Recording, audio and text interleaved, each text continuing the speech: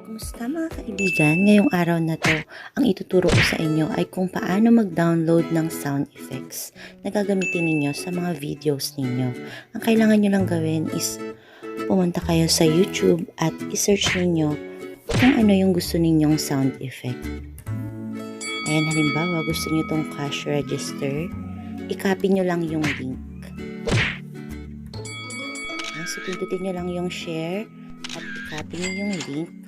And then, pumunta kayo sa kahit na anong browser ng phone ninyo. Halimbawa, ako ang ginagamit ko kasi is yung Chrome. Kaya pupunta ako sa Chrome. Ayan, i-type nyo lang yung www.mp3juicescc. Ayan, so www.mp3juices.cc. Nandyan na siya kasi nagamit ko na siya.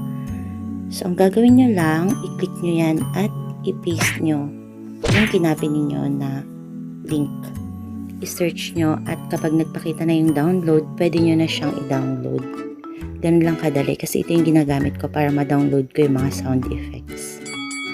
Ayan, so, pag na-download na, ayan, ready na siya. Ganun lang kadali. So, kailangan nyo lang i-copy yung link at www.mp3juices.cc.